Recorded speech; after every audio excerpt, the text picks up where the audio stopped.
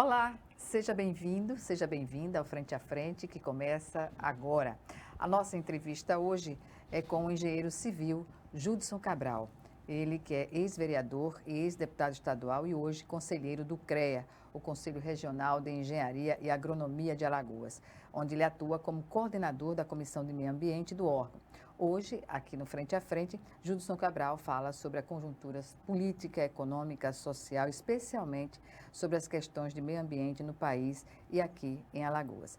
Judson, é um prazer tê-lo aqui no Frente a Frente. Há muito tempo que nós não conversamos e vamos falar agora na nossa entrevista sobre questões ambientais inicialmente, né? Porque pouca gente sabe, mas você morou no Amazonas, não é? Foi também diretor do DR, o Departamento de Estradas de Rodagem, e em Porto Velho você foi secretário municipal de obras. Então você conhece aquela região muito bem, né, do Amazonas. E aí eu me reporto sobre essas agressões ao meio ambiente, mas também ao que aconteceu recentemente, né? Desde sempre o Brasil, império, a região amazônica, ela tem sido expoliada, tanto nas suas riquezas como nos seus povos, né?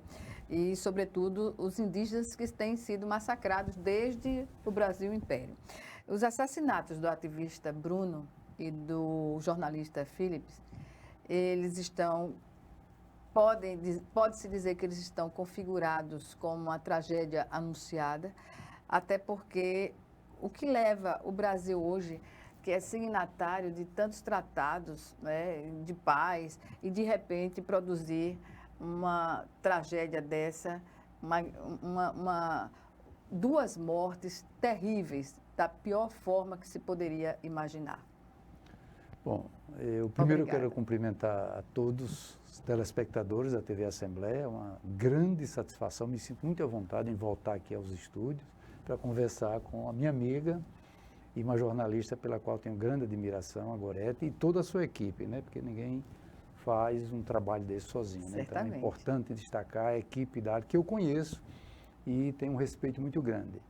Com relação à sua questão inicial de meio ambiente, realmente eu iniciei minha carreira profissional, né?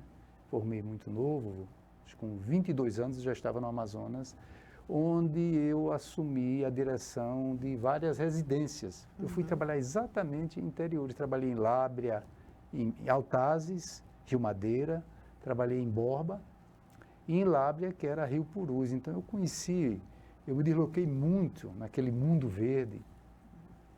E já naquela época, nós presenciávamos o grande tráfico de madeira na época. Já existia. Existia e era um problema, porque as embarcações, apesar do rio Amazonas ser praticamente quase um mar, um grande oceano, né, pelas suas dimensões, a época ainda pouco, eu diria assim, pouco explorado nesse aspecto, que a tecnologia hoje favoreceu muito.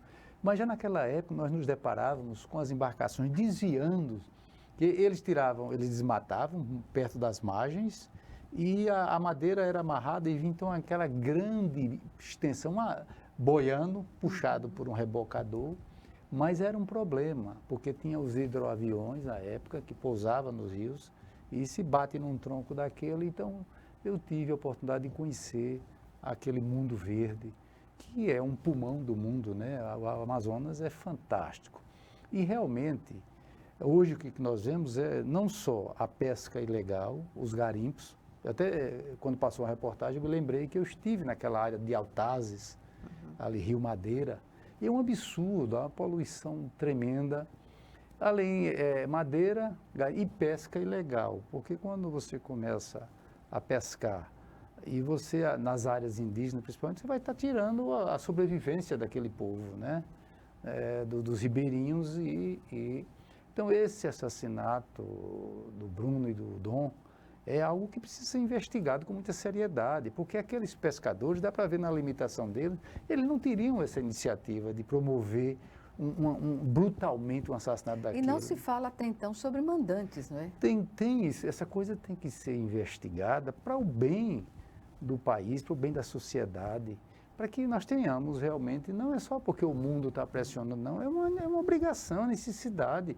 A gente não pode deixar de conter a exploração desmedida, descontrolada que está se fazendo no Amazonas, com incentivo e com a conivência, porque a omissão vai para a conivência dos órgãos públicos, principalmente de âmbito federal. O Bruno já tinha sido penalizado, não é? Com a perda do cargo por ter tido a coragem de, como homem público, com a visão que ele tinha social, né, de combater todo aquele tipo de crime, que é um crime bárbaro, um crime ambiental bárbaro e um crime contra a vida e a natureza.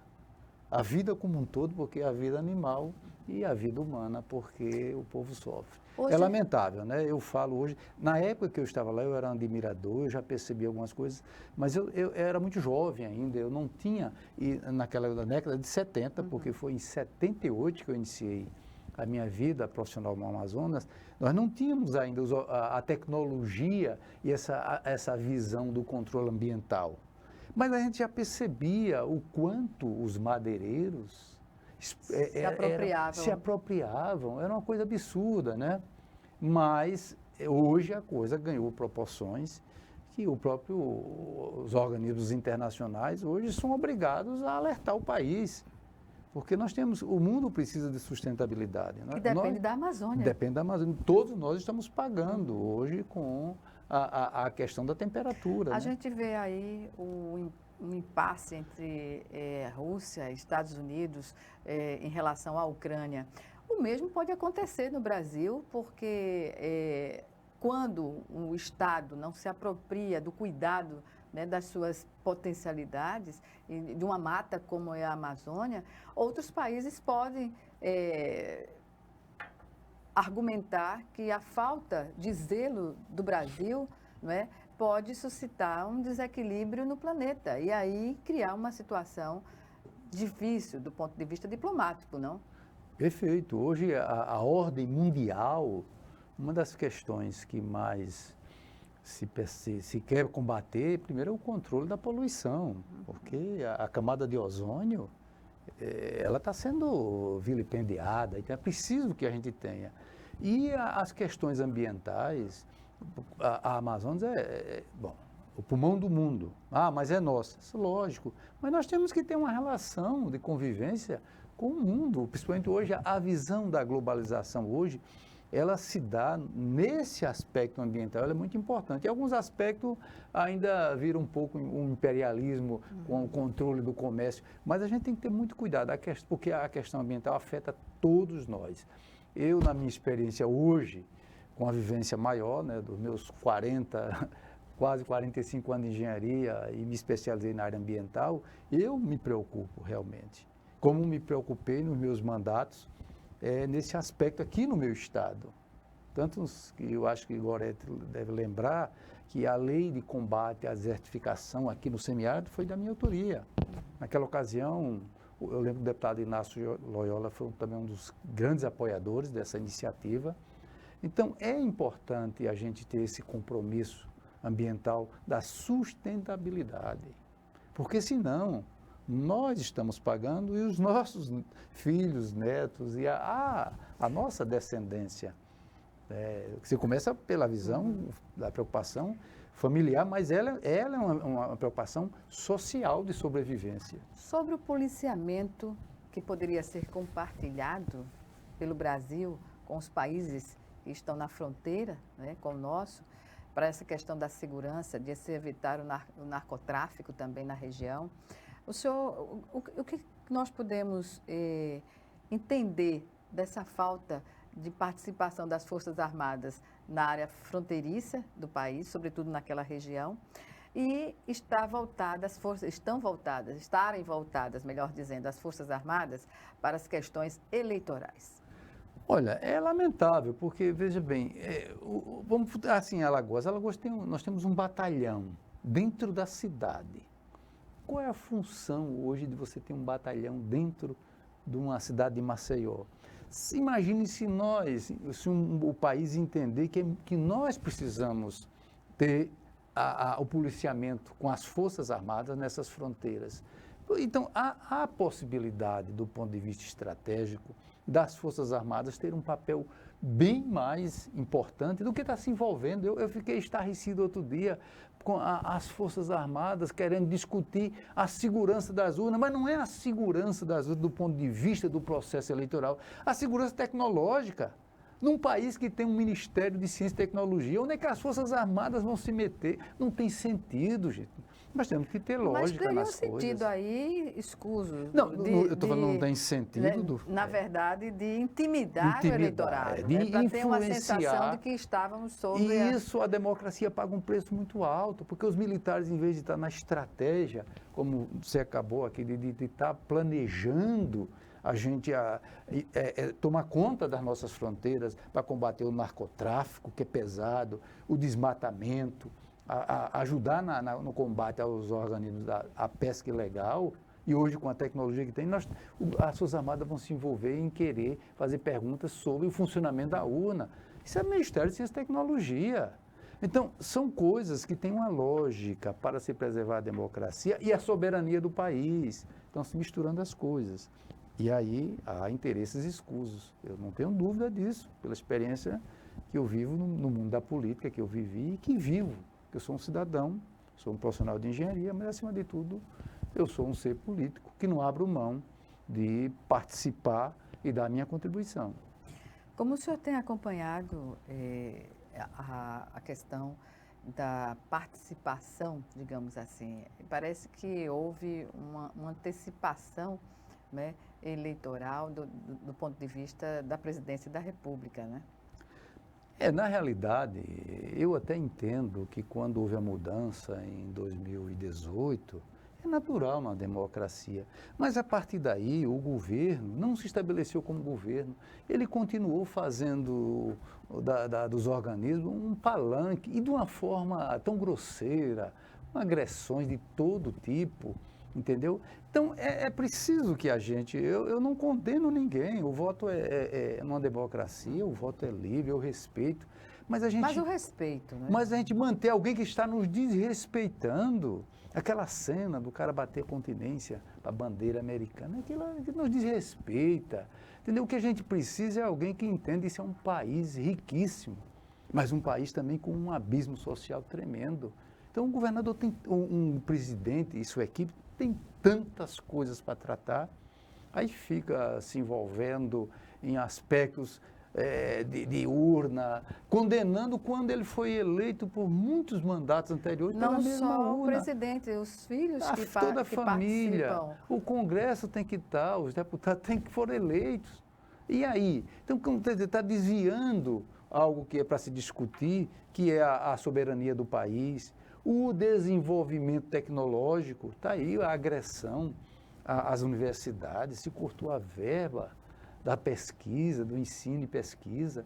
Isso não, aí nós vamos afundando.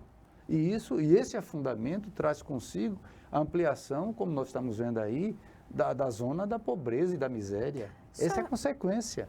O que o senhor diz sobre a classe média brasileira no entendimento dessas questões que estão ocorrendo no país?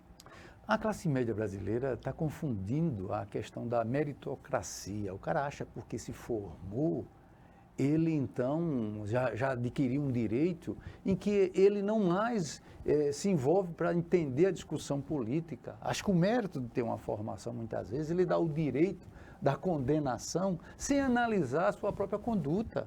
A classe média está tomando posições sem analisar a sua própria conduta. Eu estou dizendo isso porque eu tive a oportunidade de ser líder estudantil, de ser presidente do sindicato da minha categoria, de ser conselheiro e presidir e eu vejo as disparidades de conduta. E é a classe média que passou a ter uma influência e que achou que passou a ter um poder de decisão. Não, a elite financeira continua mandando e está se aproveitando disso. E muita gente não entendeu. O problema não é eleger presidente A ou B, ao meu ver. O problema ao eleger, a gente entender, para cobrar que a democracia tem que avançar. E uma democracia, para avançar, ela tem que cuidar, ela tem que se preocupar das questões sociais, não enxergar só a minha ascensão financeira, eu vou manter meu status quo e não, eu vivo aqui nesse país, eu vivo nessa cidade e os problemas dessa cidade me afetam. Então, é preciso que nós tenhamos, ao meu ver, há um equívoco muito grande e aqui em Alagoas parece-me que pela própria a história, entendeu? A história a sociológica, o desenvolvimento socioeconômico de Alagoas, é terrível o comportamento, eu diria assim, da grande maioria da classe média. Ainda sobre esse assunto a gente aborda no próximo bloco. Em 1 minuto estaremos de volta. Até já.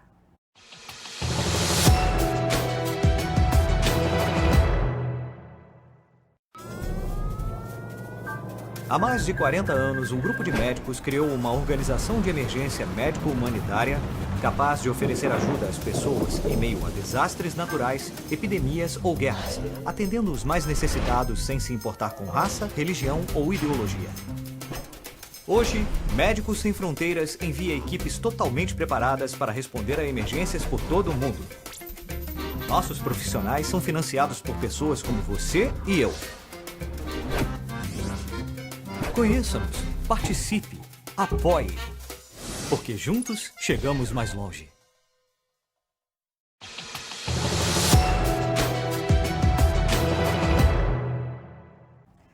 Estamos de volta com o Frente a Frente, que hoje recebe o engenheiro civil Judson Cabral. Ele que é ex-vereador e ex-deputado estadual e hoje conselheiro do CREA, o Conselho Regional de Engenharia e Agronomia de Alagoas, onde ele atua como coordenador da Comissão de Meio Ambiente. E hoje aqui no Frente a Frente, Judson Cabral fala sobre conjunturas política, econômica, social e vamos caminhando aqui na nossa conversa. Sobre a economia que o país tem optado e as consequências, sobretudo para regiões pobres como a do Nordeste. Olha, a gente viu que o governo atual, o governo federal, principalmente, né, não estabeleceu diretrizes de desenvolvimento tomando como base as questões regionais. Nós somos um país continental, né? Então, esse processo levou a um desastre. Hoje, nós vemos aí o Nordeste, principalmente, que é onde nós podemos falar com mais propriedade, amargando um processo onde o governo agora quer, assim, superar a questão que foi o empobrecimento, levando a grande parte das pessoas que conseguiram respirar, voltaram a ter dificuldade de respirar, com certos pacotes aí de apoio, mas que não são pacotes planejados, tem uma conotação eleitoral, porque é só para o período do ano eleitoral. Isso demonstra que a gente não buscou diretrizes de desenvolvimento, um desenvolvimento programado e planejado. Então, o nosso Estado, que passa por uma transformação muito grande, porque nós éramos reféns do setor sucroalcooleiro, aos poucos as usinas foram perdendo um pouco a sua pela competitividade e o desenvolvimento tecnológico, então algumas indústrias começaram a chegar, mas a área de serviços foi a área que mais se expandiu. Por exemplo, Maceió é uma cidade que tem um potencial turístico invejável, né? Mas isso precisa de investimentos na infraestrutura. É porque e há aí muita informalidade também nesse entra contexto, o né? planejamento num governo federal, que tem que ter sua visão de regionalização. Então, Mas lógico, questões políticas podem viabilizar ao governo federal ter esta visão? pode, e como pode.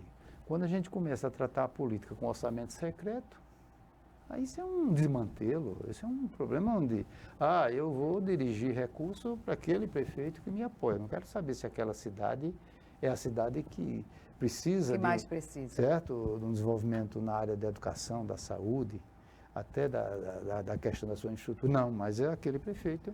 Então, esse tipo de conduta é o que está levando o país a um total, eu diria assim, descontrole, certo? Então eu vejo que nós precisamos ter claro, e esse ano é um ano de um debate muito importante, que é um ano eleitoral, de discutir claramente quais são as propostas, as diretrizes e em quem nós podemos, pelo menos, apostar em termos de confiabilidade. Porque o que está polarizando são pessoas, são candidatos que, não, eu estou falando de uma forma genérica, que já se submeteram à avaliação da sociedade. Então, nós estamos falando em desenvolvimento, nós estamos falando em questões, principalmente, de equilíbrio econômico e social. Como o senhor acha que as classes, não é? A classe popular, a classe média, a classe que representa a elite econômica, estão avaliando o Brasil de hoje? Olha, eles estão avaliando que o Brasil de hoje é um Brasil que está em convulsão. Você veja aí o nosso PIB, as oscilações, né? A inflação galopando, né?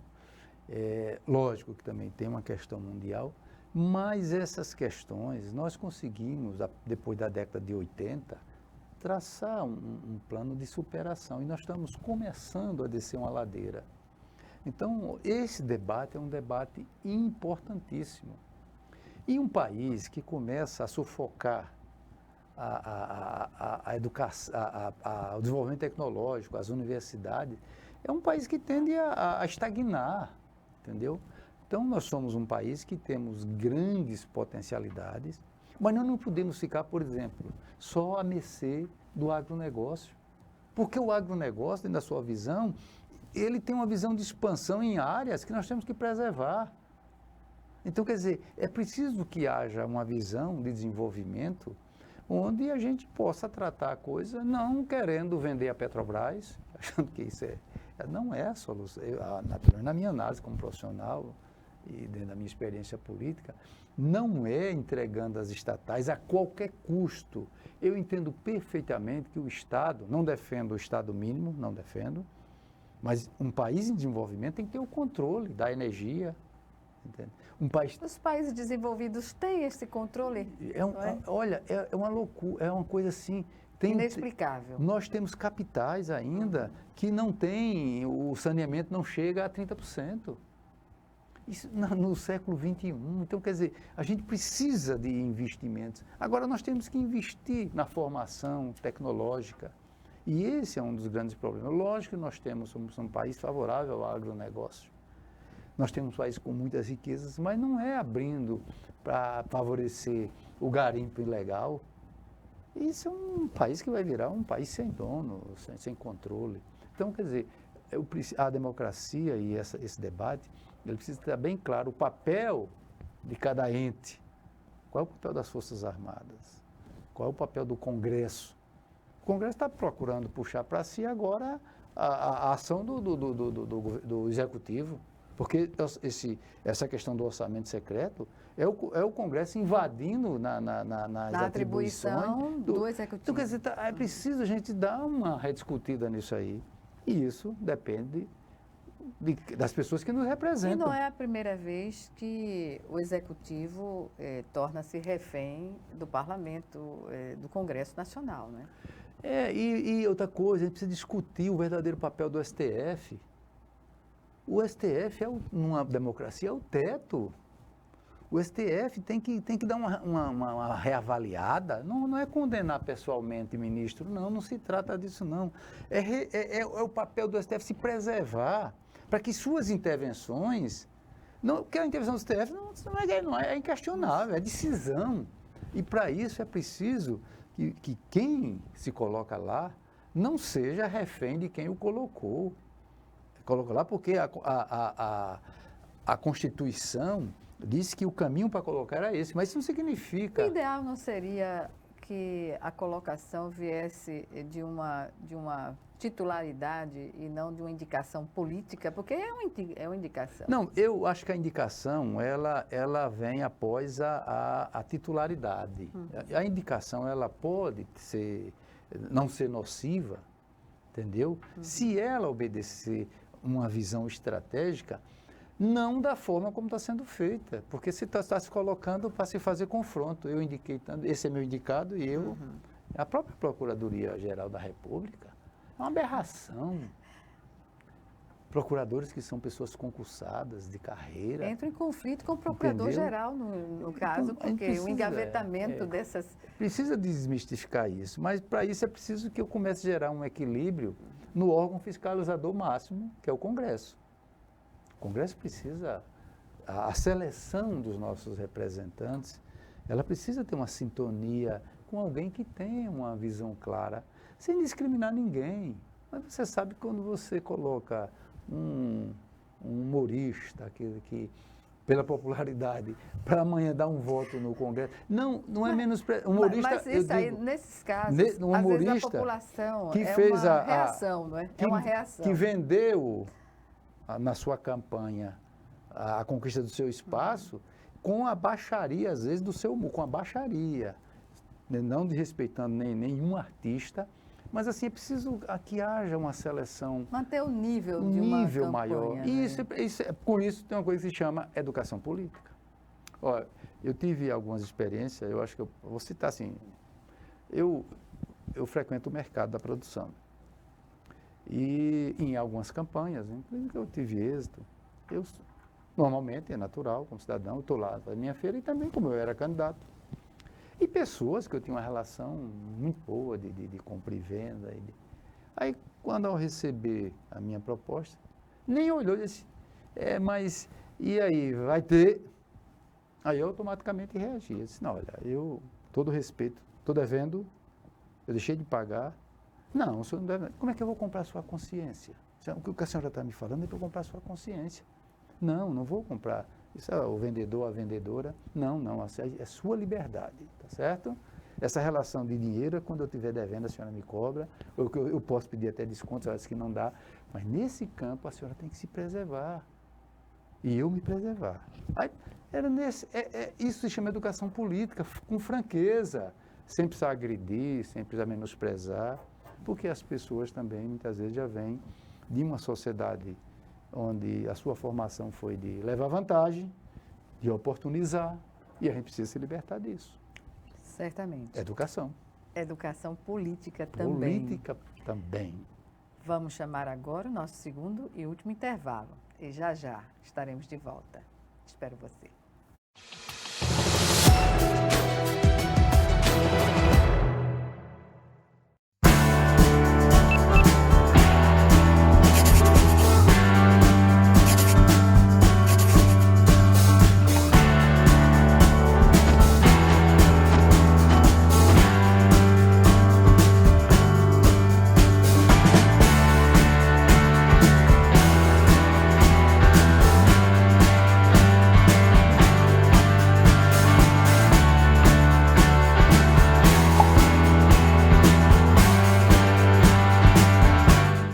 O verde das florestas está em nossa bandeira. E ainda que tentem destruir nosso maior patrimônio, nunca vamos deixar de lutar por ele. Por nossas vidas, por nosso planeta, por nossos filhos e netos. Somos independentes, somos Greenpeace. Batemos de frente contra governos e empresas que roubam as riquezas do planeta. Precisamos de todos juntos por essa causa. Acesse somosportodos.org e assine as petições. Faça parte dessa mudança já. Greenpeace. Somos por todos.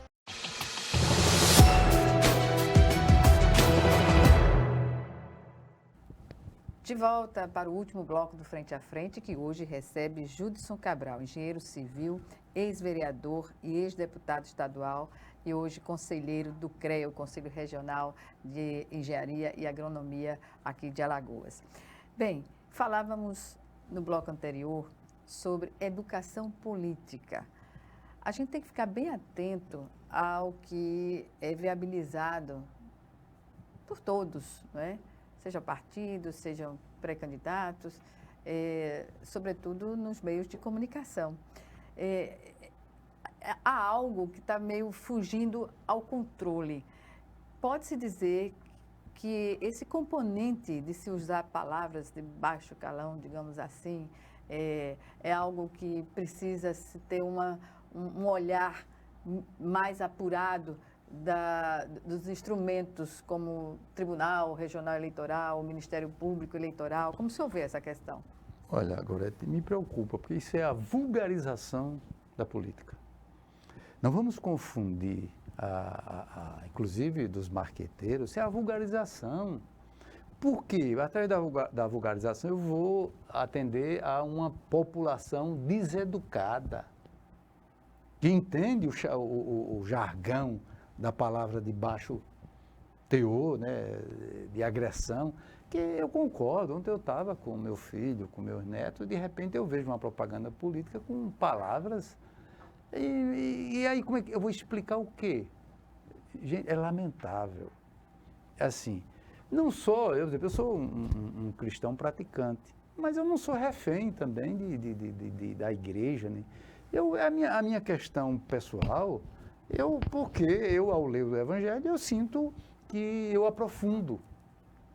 Mas, assim, a questão hoje da relação, da convivência familiar, ela é necessária para que a própria sociedade tenha saúde. E essas propagandas que nós estamos vendo aí, isso não traz saúde. Isso traz um distúrbio. Eu lamento, condeno, pessoalmente, jamais eu aceitaria, a meu respeito, disputando uma eleição, porque não é por aí.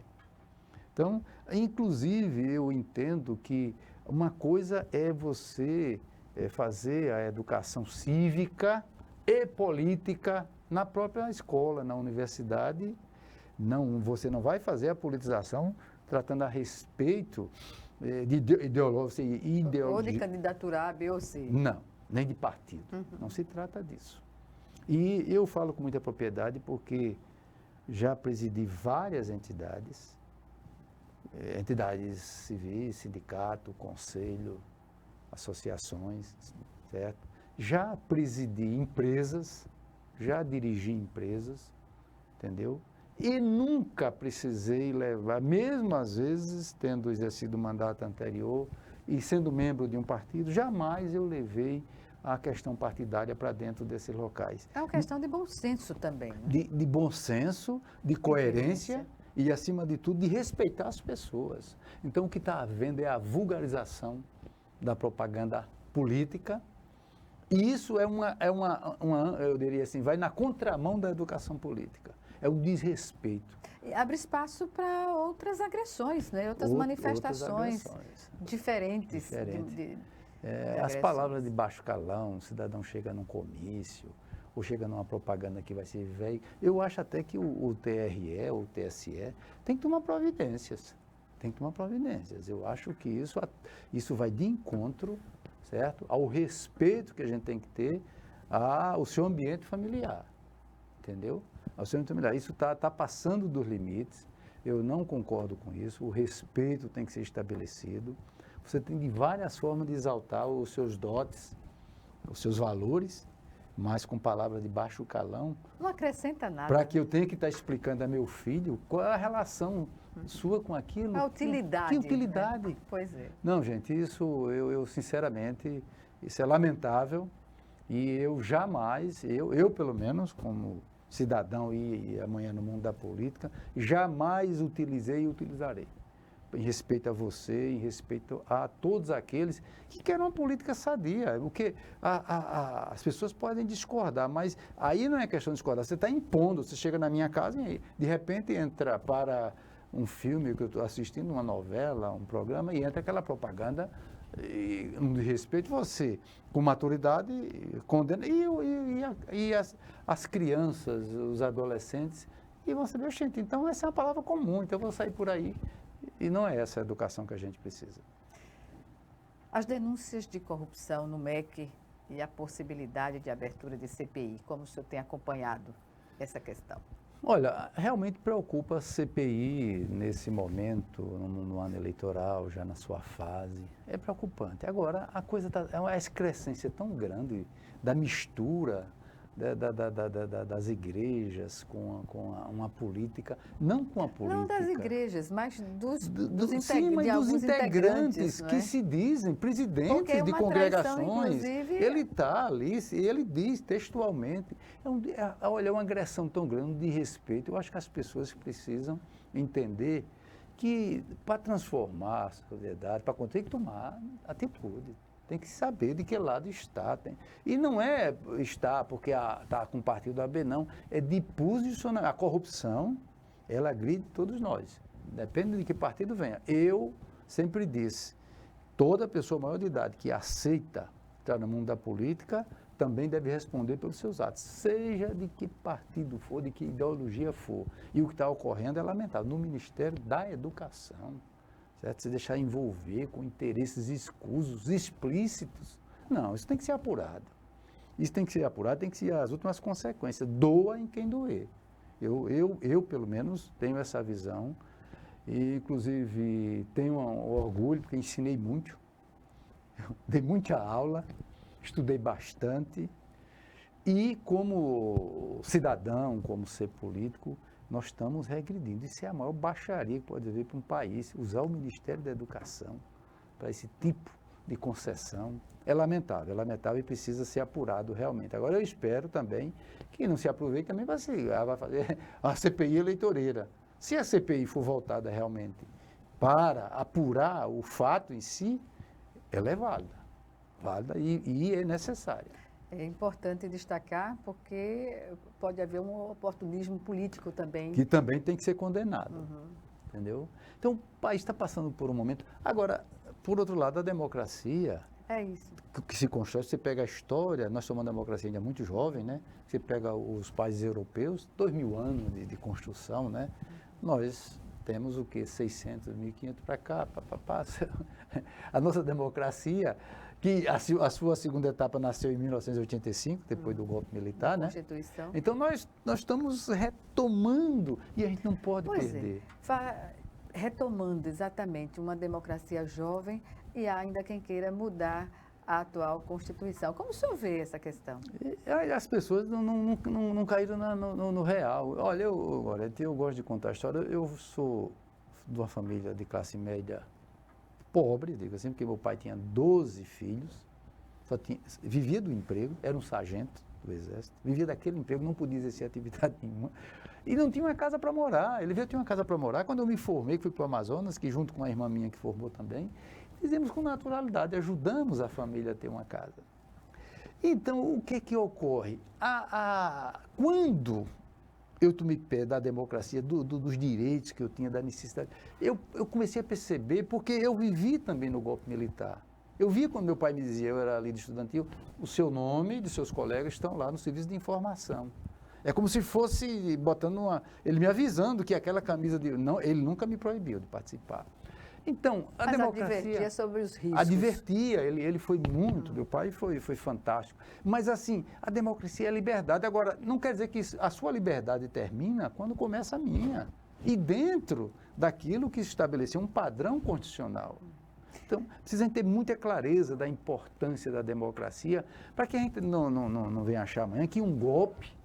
Não vai não, gente. Eu vi muitos pais desesperados que não sabiam que os filhos foram levados, ou eles foram levados. Pois é. O senhor falou em movimento estudantil, que participou do movimento estudantil na época da ditadura. E o que dizer dos movimentos estudantis, da consciência crítica e cidadã dos jovens de hoje? Essa componente da internet e das redes sociais compromete um olhar mais crítico da juventude sobre o que passa o país? Ainda não amadureceu, a juventude ainda não conseguiu a maturidade para ter o discernimento da utilização. Então, nós estamos recebendo um bombardeio de informações, inclusive muitas delas desconexas com a realidade da sua formação, do seu crescimento. Inclusive, como se estivesse lhe promovendo, mas está lhe promovendo... O ego das pessoas, a um ser, às vezes, alienado. O movimento estudantil da minha época era um debate, nós não tínhamos ainda esse aparato tecnológico. E não condeno, para mim é importante, até eu sei o quanto é isso importante. Mas a gente precisa ter discernimento, a gente precisa formar o jovem, já também com essa visão de como ele tratar. As mortes, por exemplo... no Amazonas, né, tanto do Felipe quanto do Bruno, ativista e jornalista. a juventude poderia se apropriar, se tivesse uma consciência crítica hoje, para utilizar as suas redes sociais na condenação de um crime. Não se viu tantas mensagens nesse sentido. Exatamente, um crime brutal que chegou em tempo real e que esse debate podia ser feito para os jovens analisar vidas ceifadas de pessoas, inclusive, que contribuíam para um desenvolvimento econômico, social, cívico, né? De jovens que estavam ali, jovens indígenas, jovens ribeirinhos, né? Naquelas comunidades. Não pode achar normal, ficar indiferente a uma tragédia então, dessa. É preciso, né? preparar o jovem para ter o discernimento do que é bom nas redes sociais e do que ele tem que expurgar. É isso que está faltando. Exemplo, na minha casa eu faço isso com meus netos, meus filhos hoje eu trato mais com os netos, os filhos já estão na maturidade, mas, por exemplo, eu não reproduzo, Gorete, certos tipos de gracejos que mandam com discriminação, que às vezes aparelham um cidadão de uma comunidade pobre, pega o momento dele de descontração, fragilizado de uma mulher pobre que é utilizada, e às vezes chega, eu olho e deleto. Eu não reproduzo. É uma questão minha de princípio, de respeito às pessoas e respeito àquelas pessoas que são vítimas. Então, eu não faço esse tipo de reprodução. Como também, certas notícias, eu vou procurar saber logo a veracidade, porque, lamentavelmente, a gente vive numa época de fake news que é terrível. Isso, às vezes, impregna e faz a opinião de pessoas que, quando vierem cair na real, o prejuízo está grande. Pois é. O que aconteceu na eleição presidencial de 2018, qual é a expectativa que se tem para as eleições de 2022? Olha, primeiro que eu acho que, com tudo isso que aconteceu, a população está mais preparada para o discernimento. Obviamente que aqueles que estão dentro de um processo, eu diria, de alienação, na grande maioria, né?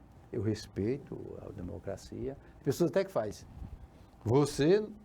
Mas quem você defende, respeito plenamente. Mas o processo de alienação, porque as pessoas estão cultuando imagem de figuras que estão destruindo o processo democrático. Então, eu entendo que, pelo menos, muita gente caiu na real.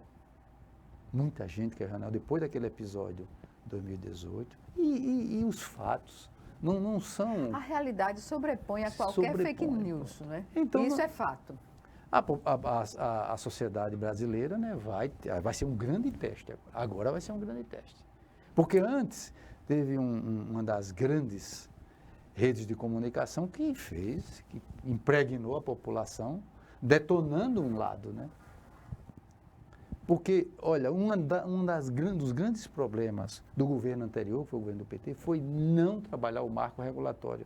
Correto? Uma democracia, uma rede de televisão, um canal dominado por uma família ou por grupo que seja, não pode ter 60% a 67% dos direitos de difusão, como estava acontecendo. Agora, e esses direitos de difusão, através das concessões, tem que ter critérios. Nós sabemos aqui no nosso estado pessoas que têm não sei quantos canais, pessoas inclusive nocivas, mas são donos das concessões. Então, é preciso que haja uma revisão. Não é questão política, não, é questão nossa para o nosso bem-estar social. E eu, nas vezes que estive quando estive com mandato, eu sempre me posicionei.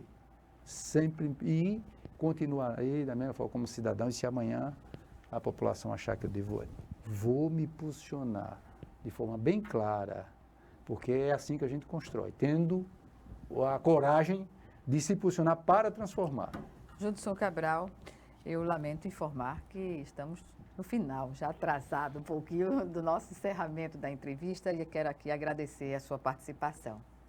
Ora, eu que agradeço essa oportunidade de voltar a essa casa aqui, que eu pude contribuir tanto aqui várias vezes, discutindo coisas tão importantes para a nossa sociedade, para o nosso estado, e fico muito feliz em revê-la com essa sua clareza de posicionamento e a oportunidade que você nos dá para fazer o debate, certo? Com a liberdade de expressão que nós conquistamos com a democracia que a gente defende verdadeiramente, né? Então, parabéns à TV Assembleia, quero parabenizar você, agradecer o espaço, a você e a toda a equipe e ao nosso poder legislativo, né? Obrigada.